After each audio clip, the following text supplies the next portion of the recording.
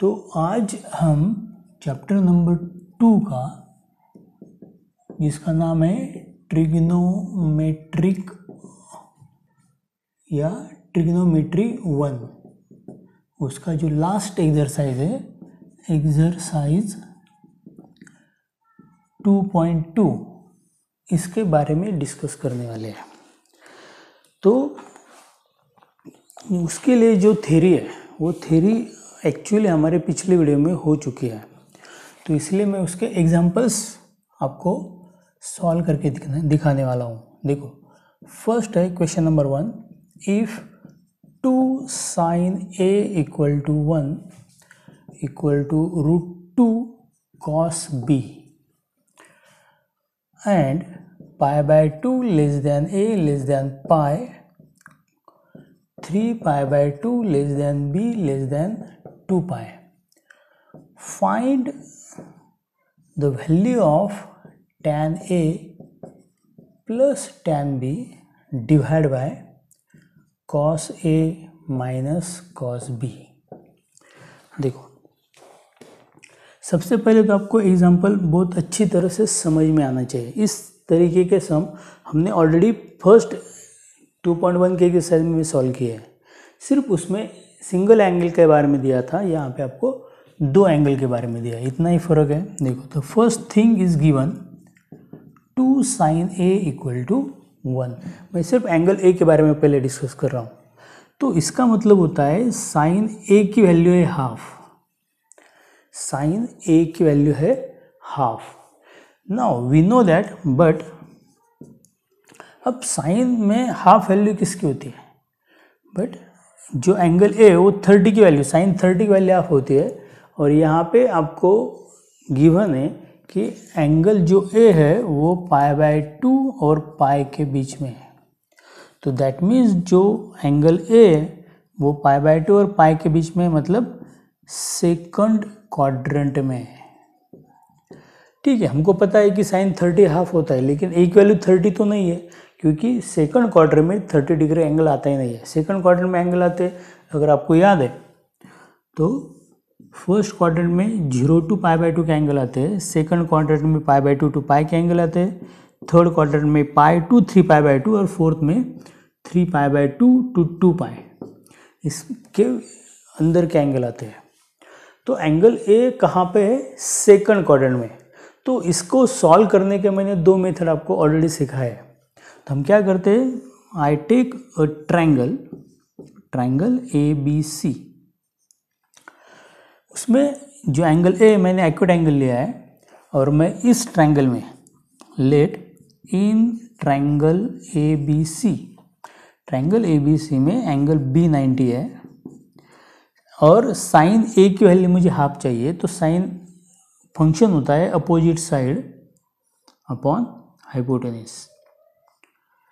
तो मैं इस ट्रायंगल में एक साइड लेने वाला हूँ 1 BC, जो एंगल ए के अपोजिट साइड है, और मैं हाइपोटेन्यूज लेने वाला हूँ 2, कि मेरा साइन ए का वैल्यू 1/2 आए।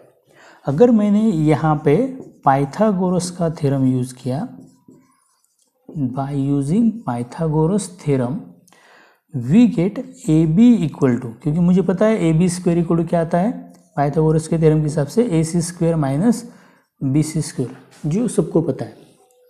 तो इससे मुझे AB स्क्वायर की वैल्यू मिलेगी। AC स्क्वायर की वैल्यू है 2 का स्क्वायर होता है 4, तो उसका आंसर आएगा 4 - 1 तो 3। तो AB की वैल्यू आएगी √3।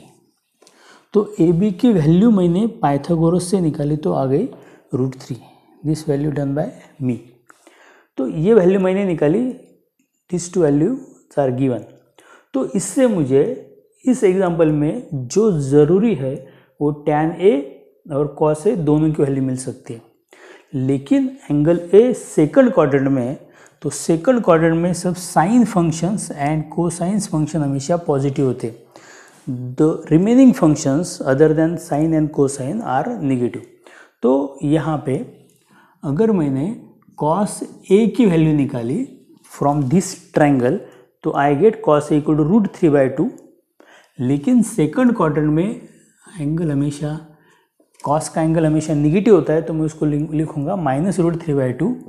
और tan ए की वैल्यू अगर मैंने इस ट्रायंगल से निकाली तो tan ए होता है opposite side upon adjacent side, तो आता है 1/√3। लेकिन सेकंड क्वाड्रेंट में, ताकि एंगल ए सेकंड क्वाड्रेंट में, इसलिए उसकी वैल्यू भी आएगी negative, -1/√3, because angle A, since angle A belonging to second quadrant. तो मैंने फर्स्ट थिंग क्या किया, समझ में आ गया। तो मुझे साइन ए की वैल्यू पता थी, इट इज़ गिवन, तो इससे मैंने एक ट्रायंगल लिया जहाँ पे मुझे साइन ए 1/2 मिल जाए। इस तरीके से मैंने ट्रायंगल लिया और बची हुई साइड, रिमेनिंग साइड मैंने पाइथागोरस के थ्योरम के थ्रू मैंने निकाली, और इससे मुझे फिर tan ए और cos ए की वैल्यू मिल गई।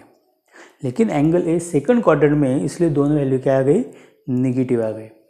तो similarly it is given that 1 = √2 cos b, तो √2 cos b की वैल्यू गिवन है 1, तो cos b की वैल्यू है 1/√2।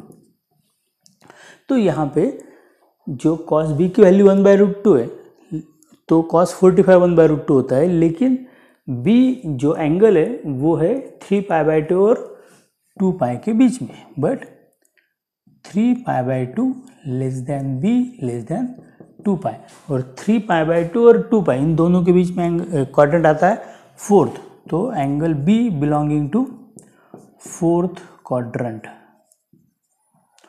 तो देखो, तो मैंने पिछले वीडियो में भी आपको दो तरीके से एंगल निकालने की वैल्यू बोली थी।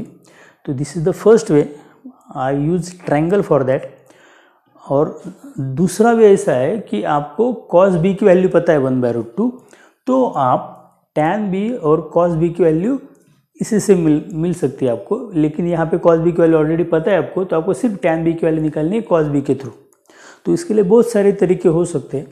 तो यहाँ पे मैं क्या करूँगा, देखो क्वाड्रेंट नंबर 4 थे, तो वी हैव, मुझे पता है कि sec²b = 1 + tan²b, या सिंस tan²b = sec²b - 1, तो मेरे पास क्योंकि मुझे tan b निकालना है, तो मेरे पास tan²b का फॉर्मूला है। वो फॉर्मूला क्या होता है, sec²b - 1। लेकिन मुझे पता है cos b की वैल्यू 1/√2 है। cos b की वैल्यू अगर 1/√2 है, तो sec b होता है cos का रिसिप्रोकल, तो sec b की वैल्यू आएगी 1/√2 के रिसिप्रोकल के थ्रू, तो उसका आंसर आएगा √2 का स्क्वायर -1, दैट मीन्स 2 - 1 = 1। तो tan²b की वैल्यू 1 है, इसका मतलब tan b की वैल्यू प्लस या -1 आ सकती है। लेकिन हमारा जो एंगल है, जो एंगल b जो है वो है इन फोर्थ क्वाड्रेंट, और फोर्थ क्वाड्रेंट में tan फंक्शन हमेशा निगेटिव होता है, इसलिए यहाँ पे tan b की वैल्यू आएगी -1। तो मेरे पास tan b की वैल्यू है जिसकी मुझे ज़रूरत है, मेरे पास cos b की वैल्यू है, मेरे पास cos a की वैल्यू है, और मेरे पास tan a की भी वैल्यू है। तो जो हमको टू फाइंड ए उसकी आपको सब वैल्यूज़ पता है। देयरफॉर जो मेरा आंसर है वो आएगा tan a + tan b divide by cos a - cos b, which is equal to tan a की वैल्यू जो हमने निकाली है -1/√3 प्लस tan b की वैल्यू जो हमारे है -1 डिवाइड बाय cos a की वैल्यू जो है -√3/2 माइनस cos b की value which is given as 1/√2। तो अगर मुझे इसको सॉल्व करना पड़ा तो मेरा आंसर आएगा -1 -√3/√3 divide by -√3 -1, actually -√6 -2 divide by 2√2। और मेरा आंसर आएगा, अगर मैंने माइनस साइन को ऊपर और नीचे मतलब न्यूमरेटर डिनोमिनेटर को मल्टीप्लाई कर लिया तो मेरा आंसर आएगा 1 + √3 divide by √3 into 2√2 divide by √6 + 2, √6 + 2। तो इसको मैं ऐसा लिख सकता हूँ 2√2 इन bracket 1 + √3 upon √3 in bracket √6 plus 2। तो इसको मैं थोड़ा एक्चुअली सॉल्व भी कर सकता हूँ। अगर इसमें से मैंने √2 कॉमन निकाला तो same answer I right 2√2 in bracket 1 plus √3 divide by √3, और इसमें से अगर मैंने √2 कॉमन निकाल लिया तो यहाँ पे बचेगा √3 plus √2, where √2 get cancel and my final answer is 2 in bracket 1 plus √3 upon √3 in bracket √3 plus √2, और ये हो गया इस क्वेश्चन का आंसर। अब करता हूँ।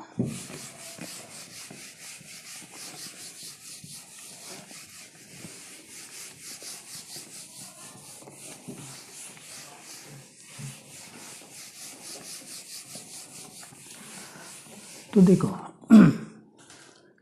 नेक्स्ट क्वेश्चन जो है वो इसी टाइप का है, इसलिए मैं उसका अगला जो क्वेश्चन है जो भी इस टाइप का है मैं उसको लेता हूँ। मैं लेता हूँ अभी क्वेश्चन नंबर 3।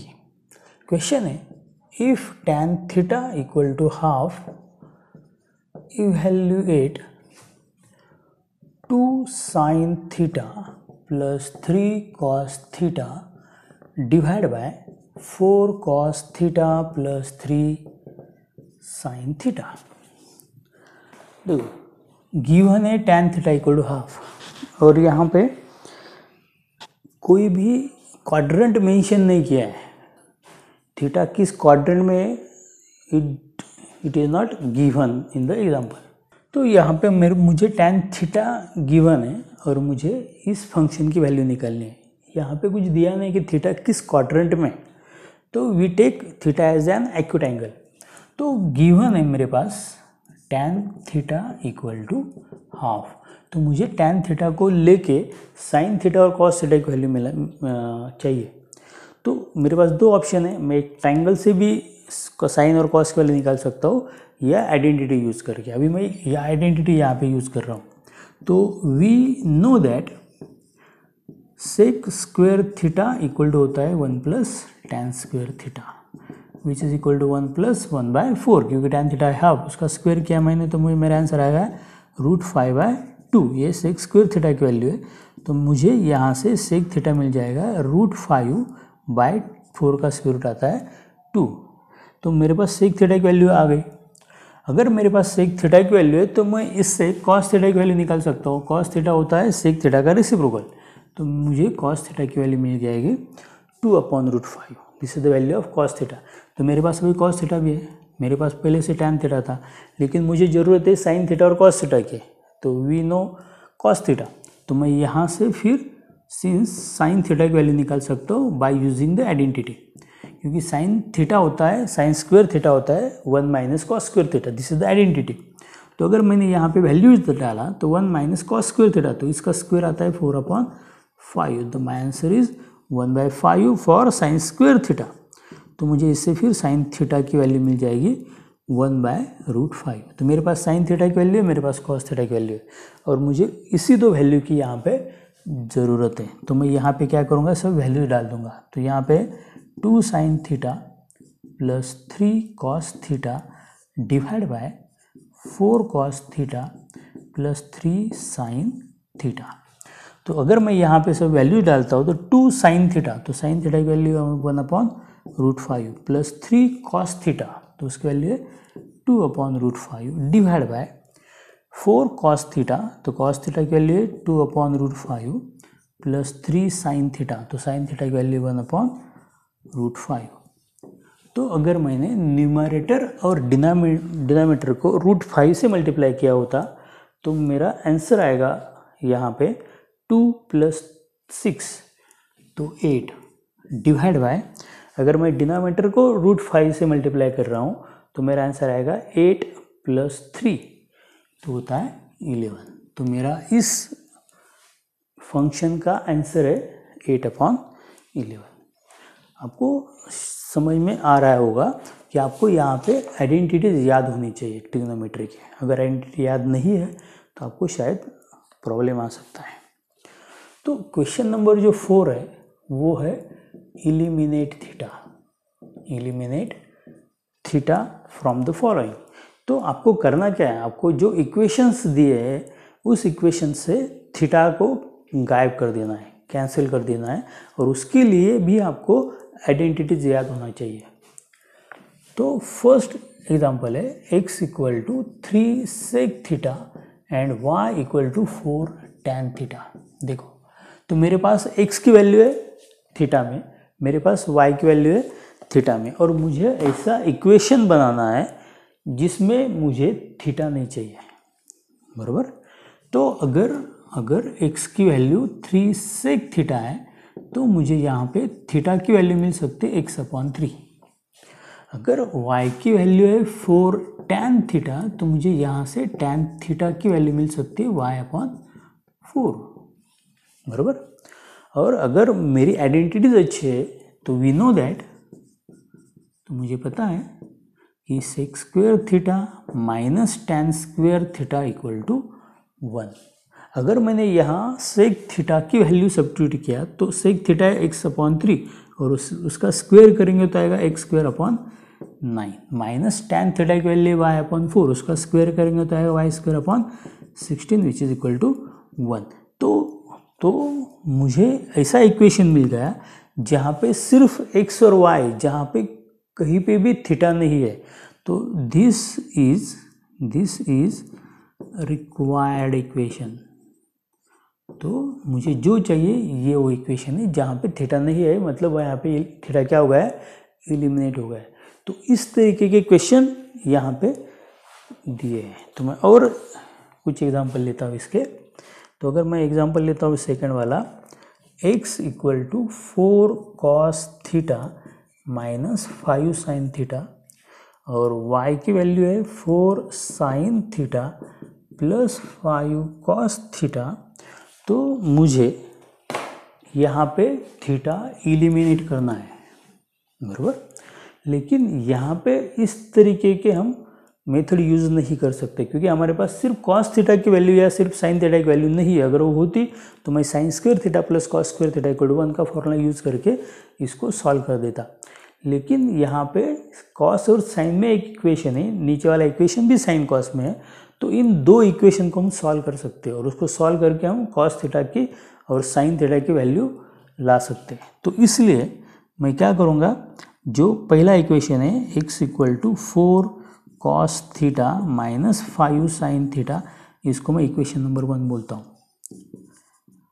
और जो सेकंड इक्वेशन है 4 sin theta plus 5 cos theta, मैं उसको इक्वेशन नंबर 2 बोल देता।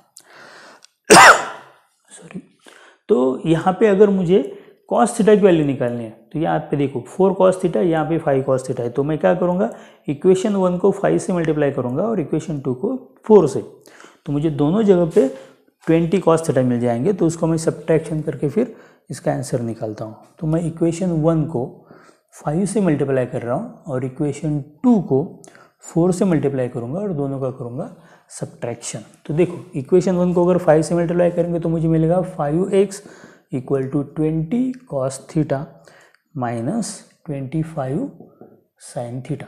और इक्वेशन अगर 2 को हमने 4 से मल्टीप्लाई किया होता तो मुझे मिल जाएगा 4y इक्वल टू, इसको अगर मैंने 4 से मल्टीप्लाई किया तो आएगा 16 sin थीटा, जो मैं sin थीटा के नीचे लिखने वाला हूँ। और 5 cos थीटा को अगर 4 से मल्टीप्लाई किया तो मुझे मिलेगा 20 cos थीटा, और दोनों का मैं करूँगा सब्ट्रैक्शन करने के बाद मुझे मिलेगा यहाँ पे 5x minus 4y equal to, यहाँ पे 20 cos थीटा कैंसिल हो जाएगा और यहाँ पे मुझे मिलेगा -25 माइनस 16, तो आएगा -41 sin थीटा। तो इससे मुझे इक्वेशन मिल जाएगा sin theta equal to 5x minus 4y upon -41 which is my equation number 3। समझ में आ रहा है? तो मैं क्या कर रहा हूँ, साइमल्टेनियस इक्वेशन के जैसे सॉल्व कर रहा हूँ इसको, और मुझे sin थीटा की वैल्यू मिल भी गई है। तो similarly I solve for cos theta now. तो मुझे cos थीटा की वैल्यू निकालनी है, तो यहाँ पे 5 sin थीटा है, यहाँ पे 4 sin थीटा है। तो मैं इक्वेशन 1 को 4 से मल्टीप्लाई करूँगा, यहाँ पे 20 sin थीटा मिलेगा और इक्वेशन 2 को 5 से मल्टीप्लाई करूँगा तो यहाँ पे 20 साइन थीटा मिलेगा, फिर दोनों की एडिशन कर लूँगा। तो मैं इक्वेशन 1 को मल्टीप्लाई कर रहा हूँ 4 से और इक्वेशन 2 को मल्टीप्लाई कर रहा हूँ 5 से और दोनों की कर रहा हूँ एडिशन। तो यहाँ पे क्या मिलेगा, देखो इसको मुझे मल्टीप्लाई करना है 4 से, तो मुझे मिलेगा 4x is equal to 16 cos theta minus 20 sine theta. और इक्वेशन 2 को मल्टीप्लाई कर रहा हूँ मैं 5 से, तो मुझे मिलेगा 5y equal to 20 sine theta. तो मुझे लिखना है साइन थीटा के नीचे, और यहाँ पे मिलेगा मुझे 5 से मल्टीप्लाई कर 25 कॉस थीटा, तो 25 कॉस थीटा, और दोनों को करूँगा मैं एडिशन बिकॉज मुझे कॉस थीटा की वैल्यू निकालनी है। तो यहाँ पे आ जाएगा मेरा 4x plus 5y equal to 16 plus 25 होता है 41 कॉस थीटा, यहाँ पे कैंसिल हो जाएगा। तो मुझे यही यहाँ से कॉस थीटा की वैल्यू मिल गई 4x plus 5y divide by 41। तो ये होगा मेरा इक्वेशन नंबर 4। तो इक्वेशन 3 से मुझे साइन थीटा की वैल्यू मिली, इक्वेशन 4 से मुझे कॉस थीटा की वैल्यू मिली, और मुझे पता है साइन थीटा और कॉस थीटा के बीच में एक रिलेशन होता है कि sine square theta plus cos square theta हमेशा इक्वल टू होता है 1, which is our identity in sine and cos. तो यहाँ पे हम वैल्यू डालेंगे, तो साइन थीटा की वैल्यू ये, तो यहाँ पे मुझे मिलेगा 5x minus 4y upon minus 41 bracket square plus cos theta की वैल्यू है 4x plus 5y divide by 41 whole bracket square equal to 1। Therefore, the answer will be 5x minus 4y bracket square plus 4x plus 5y bracket square equal to 41 square. This is the answer where theta is not present. तो ये जो answer है इसमें कहीं पे भी theta नहीं है, तो थीटा क्या हो गया फिर यहाँ पे एलिमिनेट हो गया। समझ में आ रहा है? तो इस तरीके से हम इस क्वेश्चन को सॉल्व कर सकते हैं। अब इसमें इस तरीके के और भी कुछ एग्जाम्पल दिए हैं, लेकिन वो सब एग्जाम्पल शायद आपको इस तरीके से आ जाएंगे। तो हम क्या कर रहे हैं अभी, इसके अगले टाइप के एग्जाम्पल ले रहे हैं।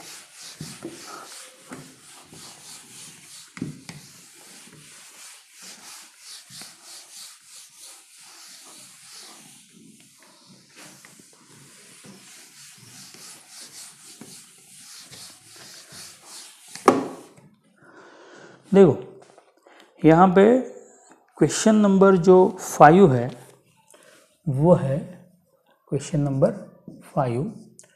If 2 sine square theta plus 3 sine theta equal to 0, find permissible values of cos theta. देखो एग्जाम्पल है 2 sine square theta plus 3 sine theta equal to 0, we have to find the permissible value of cos theta. तो मुझे cos theta की value निकालनी है और मुझे ये इक्वेशन गिवन है। तो देखो जो गिवन है वो इक्वेशन साइन में, मतलब 2 sine square theta plus 3 sine theta equal to 0। इसमें अगर मैंने साइन थीटा को कॉमन निकाल लिया तो मुझे मिलेगा 2 sine theta plus 3 is equal to 0। तो इससे मुझे दो इक्वेशन मिल गए, तो साइन थीटा इक्वल टू 0 और 2 sine theta plus 3 equal to 0, बराबर। तो sine theta is equal to 0 एक इक्वेशन है, और दूसरा इक्वेशन है sine theta equal to minus 3/2। लेकिन अगर आपको पता है, बट वी नो दैट -1 और +1 के बीच में हमेशा साइन फंक्शन की वैल्यू होती है। तो कभी भी किसी भी साइन फंक्शन की वैल्यू -1 से छोटी नहीं हो सकती है और +1 से बड़ी नहीं हो सकती है। तो इसके बीच में हमेशा साइन फंक्शन की वैल्यू घूमती रहती है। तो ये जो एंगल है, ये जो वैल्यू है वो है -3/2, और -3/2 की वैल्यू -1 से भी छोटी है, वो वैल्यू है -1.5। तो देयरफॉर साइन थीटा की वैल्यू कभी भी -3/2 नहीं आ सकती। तो इसका मतलब साइन थीटा की वैल्यू किसी भी हालत में 0 होने वाली है, बराबर। और साइन थीटा की वैल्यू अगर 0 है तो साइन थीटा कहाँ पे 0 आता है अगर आपको पता है तो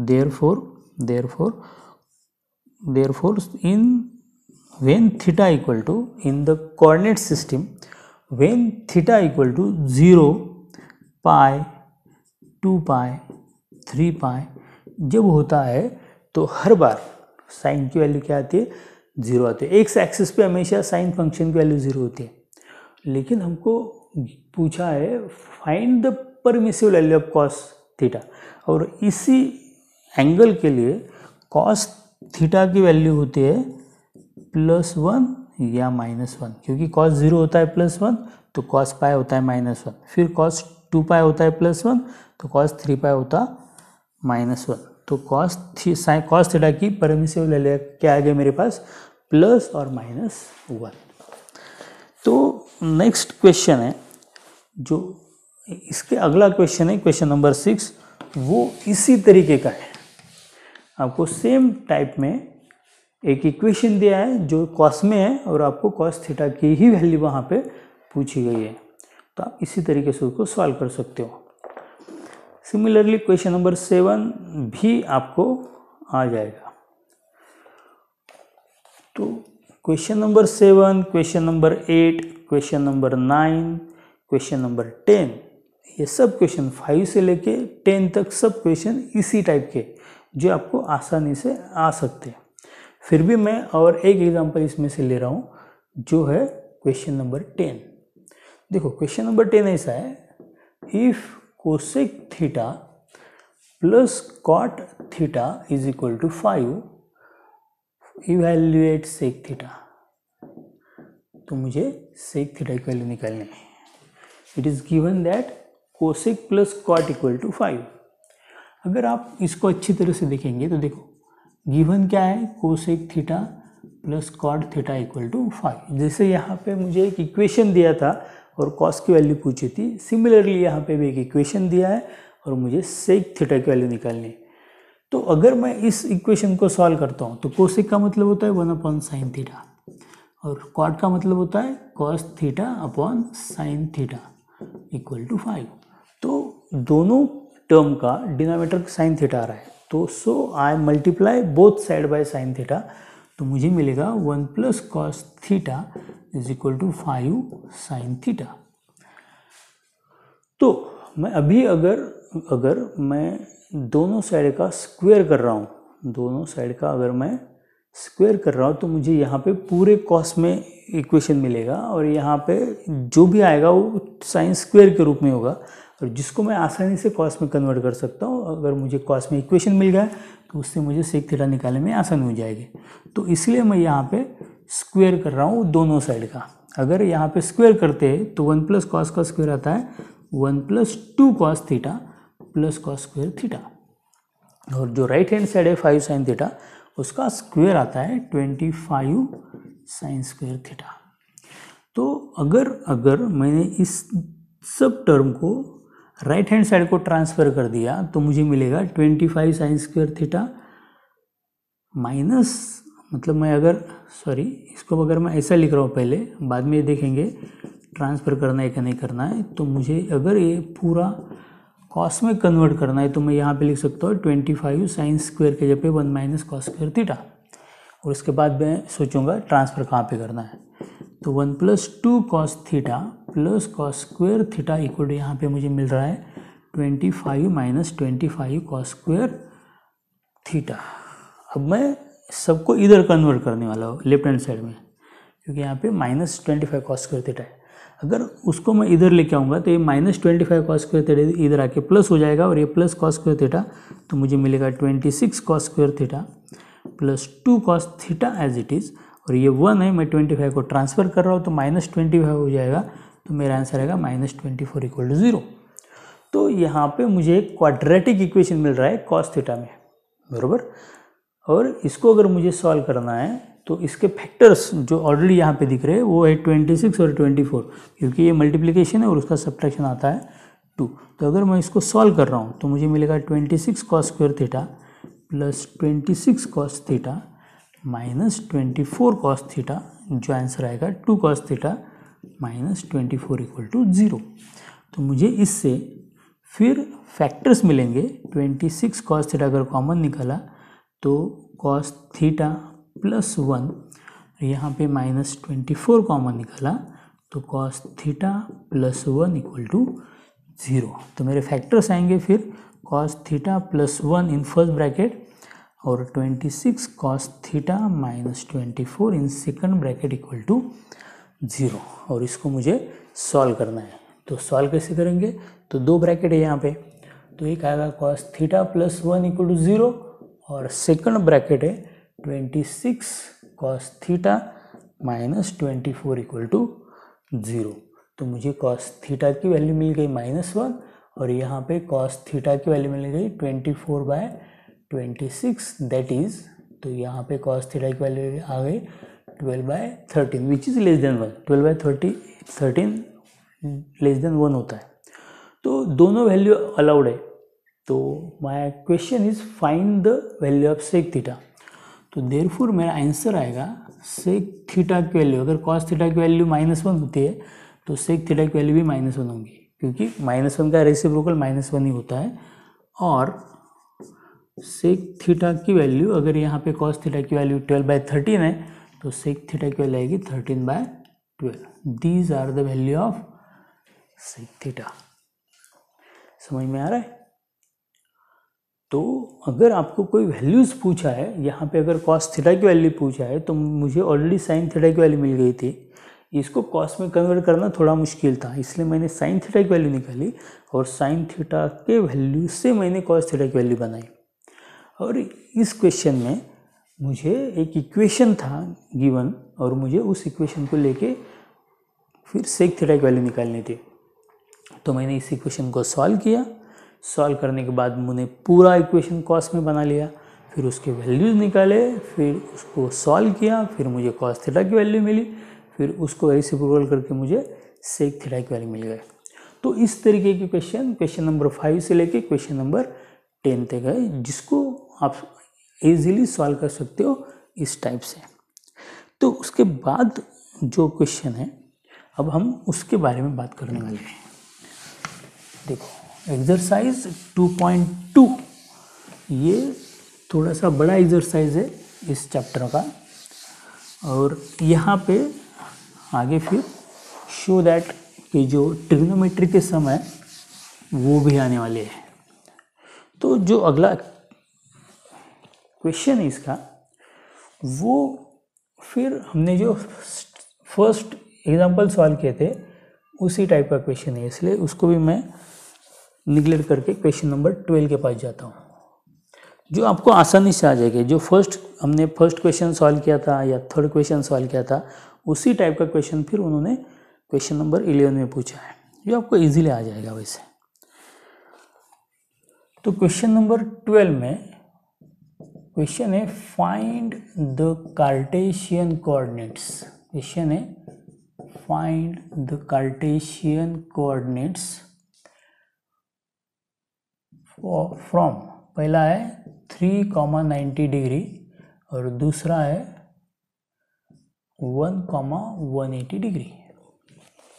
अगर आपको पोलर कोऑर्डिनेट्स और कार्टेशियन कोऑर्डिनेट की थ्योरी अगर याद है तो ये बहुत इजी एग्जांपल है। तो जो यहाँ पे गिवन है, गिवन जो है वो है पोलर कोऑर्डिनेट्स। तो मेरे पास पोलर कोऑर्डिनेट्स है और उस पोलर कोऑर्डिनेट को हमेशा बोला जाता है r, थीटा। तो फर्स्ट वैल्यू है 3, सेकंड वैल्यू है 90 डिग्री। तो इसका मतलब मेरे पास r की वैल्यू है 3 और थीटा की वैल्यू है 90 डिग्री, और मुझे इन दोनों को लेके फिर कार्टेशियन कोऑर्डिनेट्स लेने हैं, निकालने हैं। तो लेट कोऑर्डिनेट्स, तो ज़्यादा बेटर है Cartesian coordinates are x and y.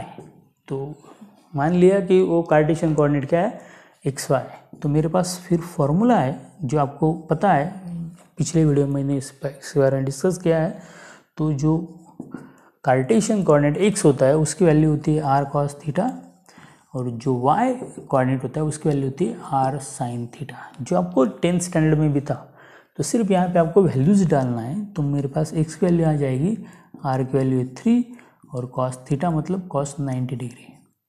तो x की वैल्यू आ जाएगी 3 और cos 90 होता है 0, तो x की वैल्यू आ गई 0। सिमिलरली फॉर y, तो y को आएगा r मतलब 3 इंटू साइन थीटा मतलब साइन 90 डिग्री, और साइन 90 डिग्री की वैल्यू होती है 1, तो y को आ गया 3। तो x की वैल्यू 0 और y की वैल्यू है 3। तो कार्टेशियन कोऑर्डिनेट्स आने वाले, कार्टेशियन कोऑर्डिनेट्स वो आने वाले 0,3। That means this point lie on y axis.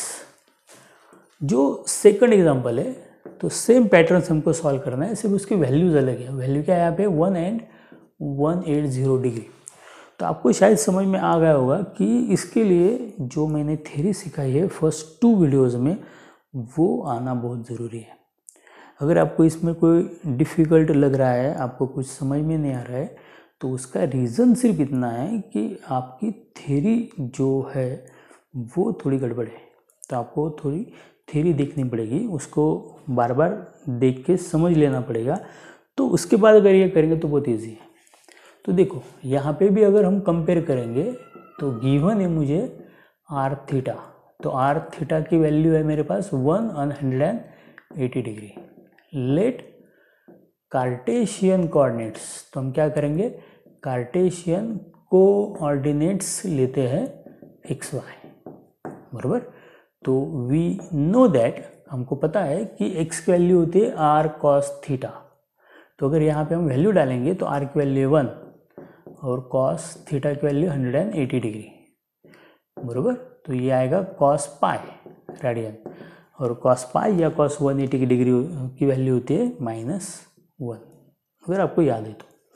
अगर मुझे y की वैल्यू निकालनी है तो वो है r साइन थीटा, मतलब r मतलब 1, साइन थीटा मतलब साइन 180 डिग्री। तो ये आएगा 1 × 1, तो आंसर आया 1। तो x की वैल्यू आई -1 और y की वैल्यू आ गई, साइन 180 होता है 0, तो इसकी वैल्यू आ गई 0। तो देयरफॉर कार्टेशियन कोऑर्डिनेट्स आएंगे x, y is equal to -1, 0। तो ये पॉइंट होने वाला है निगेटिव x एक्सिस पे, ये पॉइंट था y एक्सिस पे। तो फिर ये हो गए उसके कार्टेशियन कोऑर्डिनेट। अगर आपको थोड़ी सी थ्योरी अगर मैं याद दिला दूँ, शायद अगर आपको समझ में नहीं आ रहा है, तो मैंने ये सेकंड वीडियो में ट्रिग्नोमेट्री के ये सब चीज़ें सिखाई है। तो जब हम सर्कल लेते हैं, स्टैंडर्ड यूनिट सर्कल, तो यहाँ पे जितने भी पॉइंट है जो x प्लस एक्सिस पे, तो उसके कॉस फंक्शन की वैल्यू होती है 1, साइन की होती है 0। तो यहाँ पे आते हैं 0, 2 पाई, 4 पाई वाले एंगल, मतलब 2 पाई वाला एंगल अभी हमने 2 पाई वाला नहीं लिया। तो यहाँ पे एंगल, यहाँ पे होता है 0, 1 पॉइंट, तो कॉस की वैल्यू 0 होती है, साइन की वैल्यू 1 होती है। यहाँ पे एंगल आता है π/2, 5π/2 एंड सो ऑन। यहाँ पे पॉइंट होता है 1, 0, और यहाँ पे एंगल होते हैं पाई, 3 पाई, 5 पाई, जो अभी यहाँ पे आ गए। तो यहाँ पे पाई वाला एंगल है, 180 का मतलब होता है पाई, और यहाँ पे कॉस की वैल्यू होती है -1 और साइन की वैल्यू होती है 0।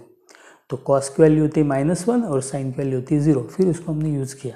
तो यहाँ पे जितने भी पॉइंट रहेंगे वहाँ पे कॉस की वैल्यू होती है 0 और साइन की होती है -1, और यहाँ पे एंगल आता है 3π/2, 7π/2, 11π/2, लाइक दैट। तो ये सब थ्योरी हमने ऑलरेडी लिया है। तो फिर इसके आधार पे ये एग्जाम्पल था। तो यहाँ पे हमने क्या किया है, यहाँ पे हमने कार्टेशियन कोऑर्डिनेट निकाले when polar coordinates are given. तो सिमिलरली इसका उल्टा भी क्वेश्चन होता है।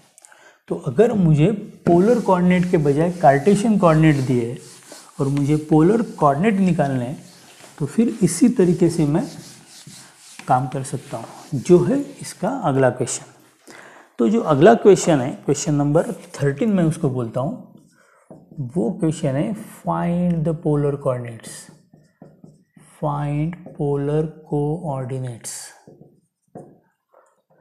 उसमें फर्स्ट है पॉइंट है 5,5, सेकंड एग्जांपल है पॉइंट है -1, -1, और मैं थर्ड भी लेने वाला हूँ -√3,1, क्योंकि इसमें कभी कभी स्टूडेंट से गलती हो जाती है, इसलिए इसका एक एग्जांपल मैं ज़्यादा ले रहा हूँ। तो देखो, हमको पोलर कोऑर्डिनेट निकालने हैं। अगर आपको पोलर कोऑर्डिनेट की थ्योरी याद है तो मेरे पास एक्स वाई है और मुझे आर और थीटा की वैल्यू निकालनी है। तो आर क्या होता है? The distance of the point from origin. तो हमको आर निकालना है और इंक्लिनेशन एंगल निकालना है। अगर फर्स्ट पॉइंट है 5 5, तो मैं रफली आपको फिगर बोलता हूँ।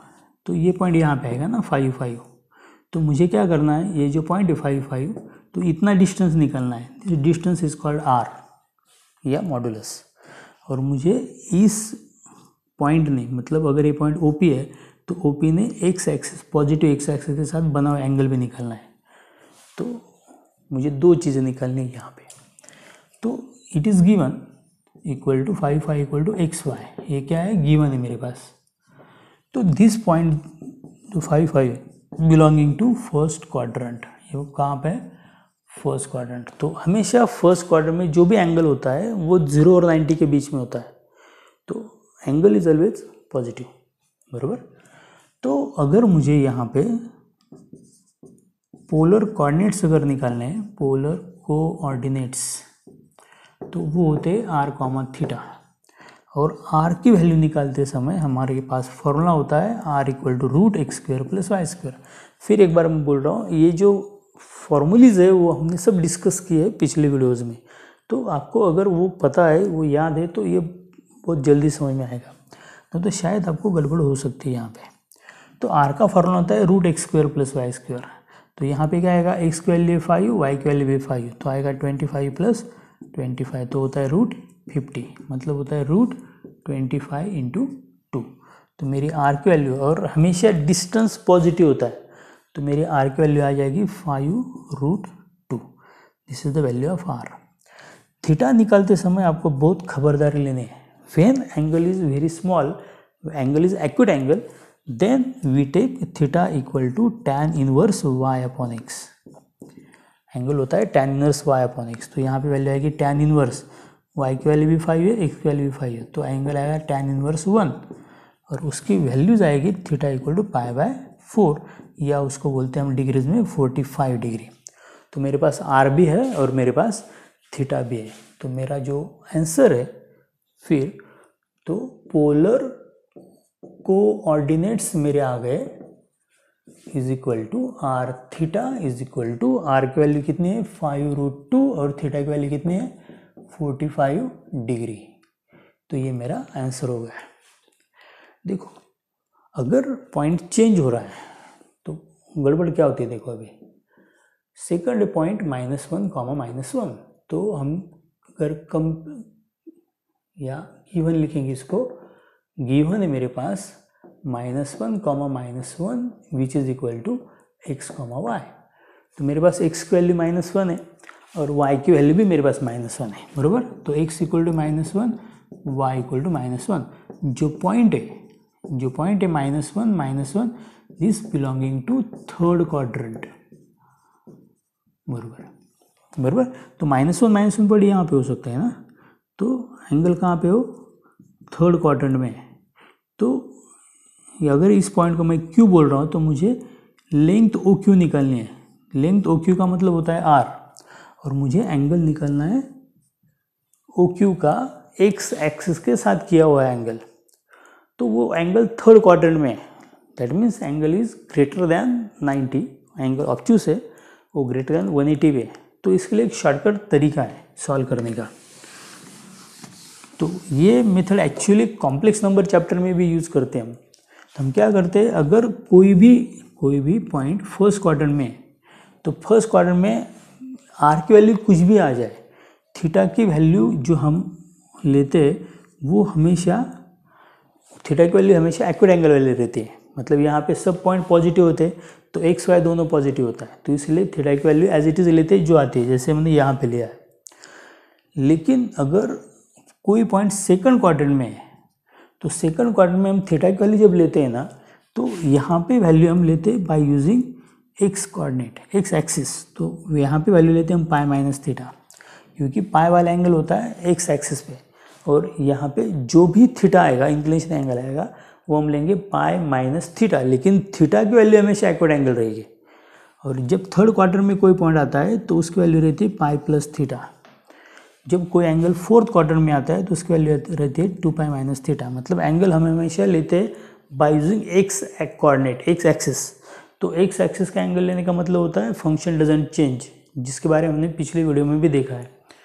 तो ये शॉर्टकट तरीका है सॉल्व करने का कि कोई भी पॉइंट अगर फर्स्ट क्वाड्रेंट में है तो अगर आपको थीटा निकालना है तो उसके लिए simply tan inverse y upon x का फॉर्मूला यूज़ करो। लेकिन अगर वही पॉइंट अगर सेकंड क्वाड्रेंट में या थर्ड क्वाड्रेंट में या फोर्थ क्वाड्रेंट में, तब आप जब उसका इंक्लिनेशन एंगल निकाल रहे हो तो उसके लिए फॉर्मूला यूज़ करो। सेकंड क्वाड्रेंट के लिए पाई माइनस थीटा, थर्ड के लिए पाई प्लस थीटा और फोर्थ के लिए 2 pi minus theta, where theta is the acute angle. मतलब जब थीटा लेंगे ना तो उसकी वैल्यू आपको लेना है tan inverse y upon x, और x y दोनों पॉजिटिव चाहिए क्योंकि वो हम एक्यूट एंगल लेने वाले हैं। मतलब क्या, मतलब यहाँ पे अगर मैं यहाँ पे पोलर कोऑर्डिनेट को अगर मैं r और थीटा बोल रहा हूँ तो r की वैल्यू तो हमेशा root x square plus y square रहने वाली है। r की वैल्यू रहेगी root x square plus y square. तो x की वैल्यू -1, उसका स्क्वायर आएगा +1, y की वैल्यू -1, उसका स्क्वायर आएगा +1, तो वैल्यू आ रही है √2। तो यह है मॉडुलस या r। और अगर हमको थीटा निकालना है तो मैंने उसके लिए एक शॉर्टकट मेथड आपको बोला है अभी। तो ये पॉइंट कहाँ पे है, थर्ड क्वाड्रेंट में। थर्ड क्वाड्रेंट में मैंने एंगल क्या लिखा है, पाई प्लस थीटा। तो पाई प्लस और थीटा मतलब एक्यूट एंगल वाला वैल्यू। एक्यूट एंगल की वैल्यू होती है tan inverse y upon x, और y x दोनों पॉजिटिव चाहिए क्योंकि एक्यूट एंगल में x y कभी निगेटिव नहीं आता। तो यहाँ पे मेरा थीटा का वैल्यू आ जाएगा pi plus tan inverse y upon x, लेकिन x y दोनों पॉजिटिव चाहिए। यहाँ पे y की वैल्यू -1 है, x की वैल्यू -1, लेकिन हम जब लेंगे तो हम लेंगे +1 दोनों की वैल्यू। तो क्योंकि थीटा हम एक्यूट एंगल लेने वाले हैं यहाँ पे, तो यहाँ पे मेरा एंगल आएगा पाई प्लस tan इनवर्स 1। अगर आपको tan इनवर्स 1 की वैल्यू पता है तो वैल्यू होती है 45 डिग्री, मतलब π/4। तो मेरा आंसर आया 5 π/4 रेडियन में। अगर डिग्री में निकाला तो 45 × 5 तो 225 डिग्री। तो इस तरीके से मुझे मेरे पोलर कोऑर्डिनेट मिल जाएंगे। वो आएंगे r, theta is equal to r की वैल्यू √2 और थीटा की वैल्यू 225 डिग्री या 5 π/4, जो भी आपको सही लगे। अगर आपको अभी भी थोड़ा कन्फ्यूजन है, अभी भी आपको समझ में नहीं आ रहा है, तो इसके लिए हम थर्ड एग्जाम्पल भी लेने वाले हैं। जो थर्ड एग्जाम्पल है वो है -√3,1। तो देखो यहाँ पे मैं अगर गिवन लूँगा तो ये है कार्टेशियन कोऑर्डिनेट ना, कार्टेशियन कोऑर्डिनेट्स, तो उसको बोलते हैं हम x, y, और उसकी वैल्यू मेरे पास -√3,1। तो x की वैल्यू है -√3 और y की वैल्यू है 1। तो लेट पोलर कोऑर्डिनेट्स आर, देखो पोलर कोऑर्डिनेट्स, तो वो लेता मैं r, थीटा, बराबर। तो वी नो दैट, तो हमको r की वैल्यू तो पता है, r की वैल्यू कभी निगेटिव नहीं आती, तो वो एक ही फॉर्मूला है root x square plus y square. सिर्फ वैल्यू डालो तो x की वैल्यू -√3, उसका स्क्वायर आएगा 3, y की वैल्यू 1, उसका स्क्वायर आएगा 1, तो √4 का स्क्वायर रूट आता है +2। तो r की वैल्यू निकालना बहुत ईजी है क्योंकि डिस्टेंस नेवर नेगेटिव। लेकिन जब आप थीटा निकालेंगे तो सिंस जो पॉइंट है -√3,1 ये आता है सेकंड क्वाड्रेंट में, बराबर। सेकंड क्वाड्रेंट में x की वैल्यू निगेटिव होती है और y की वैल्यू पॉजिटिव होती है। तो ये है सेकंड क्वाड्रेंट में। तो यहाँ पे सेकंड क्वाड्रेंट में मैंने एंगल लेने के लिए बोला आपको, यहाँ पे अगर है तो थीटा, यहाँ पे आया तो पाई माइनस थीटा, ये पाई प्लस थीटा, ये 2 पाई माइनस थीटा। अगर आपको अभी याद है मैंने जो सीखा है, तो अगर मुझे थीटा निकालना है तो सेकंड क्वाड्रेंट में जो है उसका इंक्लिनेशन एंगल होता है pi minus the acute angle theta. तो एक्यूट एंगल कैसे निकालते हैं, तो उसकी वैल्यू होती है tan inverse y upon x, और एक्यूट एंगल जब होता है तो x y कभी निगेटिव नहीं आ सकता है। तो यहाँ पे y अपॉन x में दोनों की वैल्यू पॉजिटिव चाहिए, y की वैल्यू +1 और x की वैल्यू +√3। तो पाई माइनस tan इनवर्स 1/√3, और tan इनवर्स 1/√3 3 की वैल्यू हमने टेबल्स में देखी है और उसकी वैल्यू होती है 30 डिग्री। तो इसकी वैल्यू आएगी 30 डिग्री, मतलब क्योंकि tan 30 डिग्री की वैल्यू होती है 1/√3। तो tan इनवर्स 1/√3 की वैल्यू होती है 30 डिग्री। 30 डिग्री का मतलब होता है π/6। तो मेरा आंसर आएगा पाई माइनस π/6, उसका मतलब होता है 5π/6 रेडियन। और अगर इसको डिग्री में लिखेंगे हम, π/6 का मतलब होता है 30 इंटू 5 होता है 150 डिग्री। तो मेरा आंसर आएगा यहाँ पे पोलर कोऑर्डिनेट्स।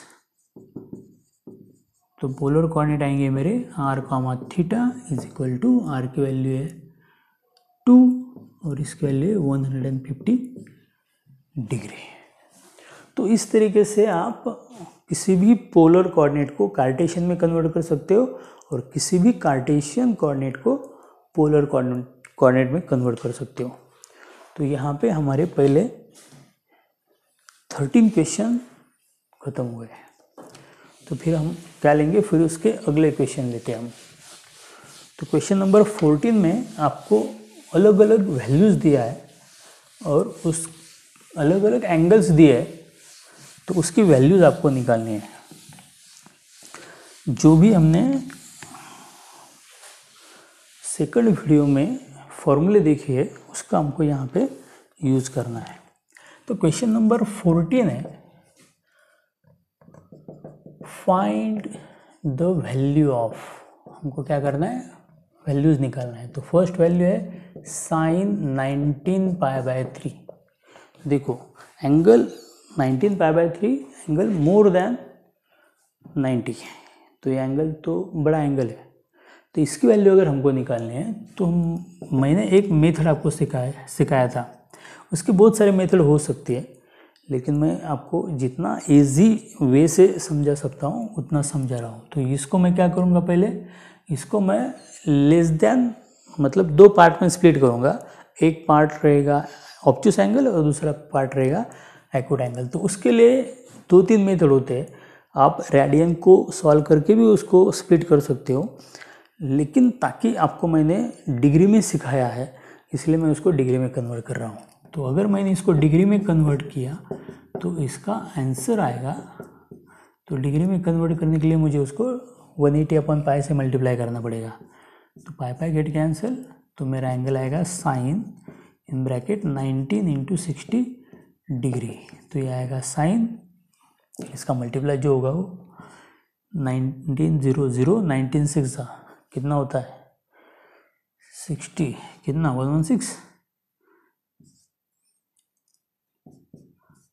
1160 डिग्री। देखो ये डिग्री में है, ये रेडियन में। आप चाहे तो रेडियन में भी सॉल्व कर सकते हो, लेकिन मैंने आपको ताकि डिग्री में सिखाया इसलिए मैं डिग्री में उसको सॉल्व कर रहा हूँ। यहाँ पे चाहिए 4 चाहिए, 5 है ना, 6 5 1 6 5 114 विच इज़ राइट। तो क्या करूँगा मैं यहाँ पे, तो मैं लास्ट वाला डिजिट एज इट इज रखता हूँ, आपको अगर याद है तो फिर बचा 114। तो इसको मैं 9 से डिवाइड करूँगा और वो भी इंटीजर पार्ट में। तो ये आएगा 9 1 9 तो 1, तो 9 1 9 तो बचा कितना 2, वो हो गए 24, तो 9 2 18 बराबर 24 हो गए, 9 2 18 हो गए, तो बचे 6। यहाँ पे रिमाइंडर कितना है 6। अभी आगे फ्रैक्शन आने वाला है तो यहाँ पे रुक जाओ, फिर आगे लिखो π/2, तो कितना है 6, तो यहाँ पे लिखो 6। तो इसी को मैंने स्प्लिट करके लिखा है, ये एक्यूट एंगल, ये ऑब्ट्यूस एंगल है और ये एक्यूट एंगल है। 12π/2 + 60 मतलब इसका होता है sin 6π + 60। और आप इसको फिर सॉल्व कर सकते हो। तो अगर 6π है, तो अगर आपको याद है थ्योरी, तो 6 अगर π है तो यहाँ पे sine function as it is रहता है, तो आता है sin 60 डिग्री। और 6π प्लस मतलब होता है फर्स्ट क्वाड्रेंट, और फर्स्ट क्वाड्रेंट में एवरी फंक्शन इज पॉजिटिव, तो साइन फंक्शन ऑल्सो पॉजिटिव, तो इसकी वैल्यू आएगी √3/2। There is another way to solve it, तो मैं इसको ऐसा भी लिख सकता हूँ, साइन 19π/3 का मतलब होता है साइन, अगर इसको मैं रेडियन में ही सॉल्व कर रहा हूँ तो इसको मैं लिख सकता हूँ 18π + π, जिसका एडिशन होता है 19 / 3। अगर सेपरेट कर रहा हूँ तो ये आएगा sin 6π + π/3, तो बहुत ईजिली, इसको तो ज़्यादा टाइम लग रहा है, ये बहुत ईजिली आ सकता है। लेकिन बहुत सारे बच्चों को स्टार्टिंग में रेडियन में थोड़ी तकलीफ होती है, इसलिए मैंने उसको डिग्री में कन्वर्ट किया था यहाँ पे। तो अगर 6 पाई है तो साइन फंक्शन साइन रहता है, और अगर 6 पाई प्लस है तो वो एंगल आता है फर्स्ट क्वाड्रेंट में, और फर्स्ट क्वाड्रेंट में हर फंक्शन पॉजिटिव होता है, और साइन 60 का वैल्यू होता है √3/2। तो दोनों तरीके से आंसर तो सेम ही आने वाला है। तो फिर सिमिलरली फिर नेक्स्ट इसी टाइप का क्वेश्चन है, find the value of cos 1140। चलो, तो सेम क्वेश्चन पूछ लिया, तो हमने इसको सॉल्व किया तो 1140 आता था, तो यहाँ पे उन्होंने डायरेक्टली cos 1140 बोला है। तो इसका मतलब भी क्या हुआ, फिर 1140 का मतलब होता है, जैसे हमने यहाँ पे सॉल्व किया तो होता है 6 पाई प्लस 60 डिग्री, बराबर। तो अगर पाई है तो cos function as it is रहेगा cos 60, और 6 पाई प्लस मतलब फर्स्ट क्वाड्रेंट में एवरी फंक्शन इज पॉजिटिव, तो ये प्लस cos 60, उसका लेंगे हाफ। जो थर्ड क्वेश्चन है जो उन्होंने पूछा है वो है cot 25 पाई/3। अगर मुझे इसको सॉल्व करना है तो फिर दो मेथड मेरे पास, डिग्री में भी सॉल्व कर सकता हूँ और रेडियन में भी। तो अगर मैं इसको रेडियन में सॉल्व कर रहा हूँ तो 3 के मल्टीपल में यहाँ पे 24 आ सकता है, फिर प्लस पाई डिवाइड बाय 3। अगर मैं उसको सेपरेट कर रहा हूँ तो यहाँ पे आएगा 8 पाई प्लस पाई/3, और यहाँ पे 8 पाई तो cot function as it is रहेगा cot पाई/3, क्योंकि सिर्फ एक्यूट एंगल बचेगा। और 8 पाई प्लस मतलब फिर फर्स्ट क्वाड्रेंट हो रहा है, सब फर्स्ट क्वाड्रेंट के एग्जाम्पल उन्होंने यहाँ पे दिए। तो फर्स्ट क्वाड्रेंट में एवरी फंक्शन इज पॉजिटिव, तो कॉट फंक्शन भी पॉजिटिव होता है। तो मेरा आंसर आया cot 60। cot 60 का मतलब होता है 1/√3। तो cos 60 अपॉन sin 60, तो sin cos 60 होता है हाफ, और sin 60 होता है √3/2। तो ये मेरा आंसर है।